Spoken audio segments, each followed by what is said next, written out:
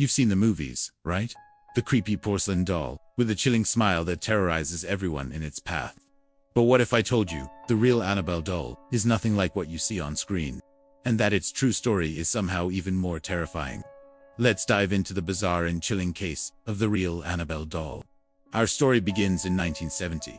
A nursing student named Donna receives a gift from her mother for her birthday. It wasn't a sinister-looking porcelain doll, but something much more innocent. A Raggedy Ann doll. You know the type. Yarn for hair, button eyes, a classic children's toy. Donna and her roommate, Angie, placed the doll on a chair in their apartment and didn't think much of it.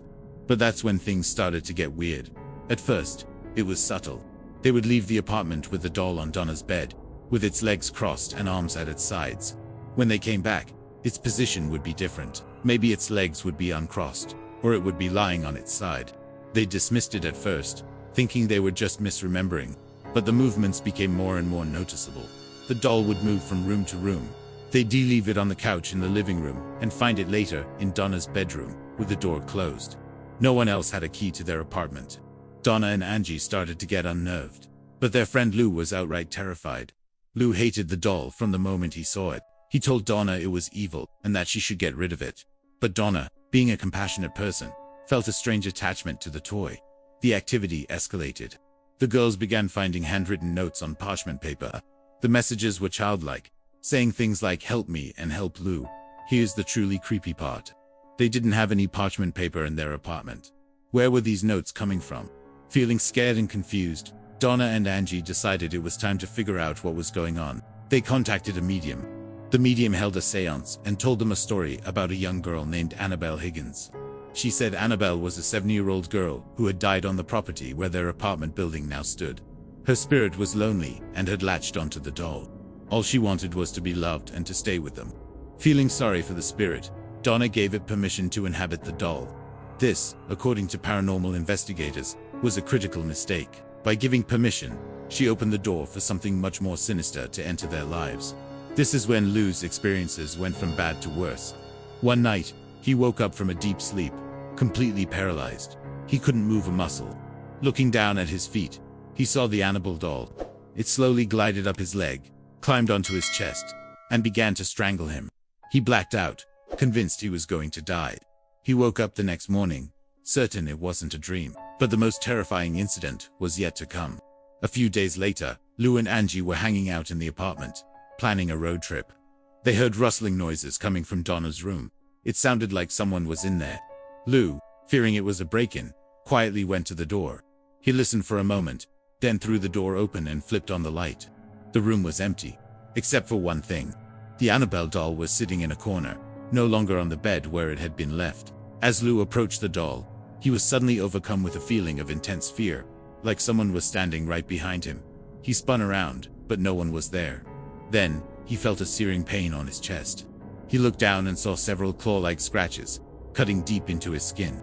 They were raw and bleeding. Terrified, he and Angie watched as the scratches began to heal almost immediately. Within 2 days, they were completely gone, as if they had never been there. This was the last straw. The girls finally realized they weren't dealing with the spirit of a little girl. This was something inhuman and malevolent.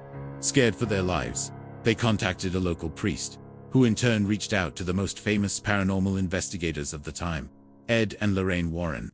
Ed and Lorraine arrived at the apartment and immediately sensed the presence of a powerful, negative entity. After interviewing Donna, Angie, and Lou, they came to a stark conclusion. There was no spirit of a little girl named Annabelle Higgins. That was a lie created by the entity to gain their sympathy and, most importantly, their permission to stay. The Warrens explained that spirits don't possess objects. They attach themselves to them to manipulate people. What they were dealing with was a demonic entity. Its ultimate goal wasn't to play with a doll. It was to possess a human host.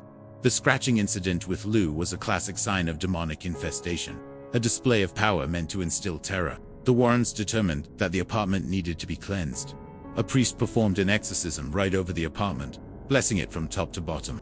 For the safety of the girls, and everyone else, the Warrens decided to take the doll with them. Ed placed the doll in the back seat of their car for the long drive home. He would later say this was another big mistake. On the drive, the Warrens experienced terrifying phenomena. The car's power steering and brakes failed repeatedly on dangerous back roads. Ed felt an intense hatred coming from the doll in the back seat. In a desperate move, he pulled over, opened his bag, and sprinkled the doll with holy water. The paranormal activity stopped, and they were able to make it home safely. But the doll's reign of terror wasn't over. Back at the Warrens' home, Annabelle continued to cause trouble. Lorraine reported that the doll would levitate and move around the house. It would appear in different rooms, even when their house was locked. One day, a priest who was visiting their home didn't take the story seriously. He picked up the doll, mocked it, and said, "You're just a doll, you can't hurt anyone." Lorraine warned him to be careful. On his way home, the priest was involved in a near-fatal car accident. His car was totaled, but he miraculously survived. He later told the Warrens that he had seen the doll in his rearview mirror right before the crash. After this incident, the Warrens knew they had to take extreme measures. They couldn't destroy the doll, as that would only release the entity. Containment was the only answer. They had a specially built glass case constructed. A priest was brought in to bless the case with powerful binding prayers. The Annabelle doll was locked inside, where it remains to this day, housed in the Warren Occult Museum in Connecticut. A sign on the case reads, "Warning, positively do not open." Even behind the glass, it's said that the entity attached to the doll is still active. Visitors to the museum have reported feeling uneasy, experiencing chest pains, and having a sense of profound dread when near the case. There's even a story of a young man who visited the museum, banged on the glass case, and taunted the doll. According to the Warrens family, he was killed in a motorcycle accident on his way home that same day. So, the next time you see the movie version of Annabelle, remember the true story. It's not about a creepy porcelain doll, but an innocent-looking Raggedy Ann that became a conduit for a terrifying, non-human entity. A toy that left cryptic notes, physically attacked people, and continues to be so dangerous that it must be kept locked away, surrounded by prayers, for the safety of everyone. It's a chilling reminder that sometimes, the most ordinary objects can hide the most extraordinary evil.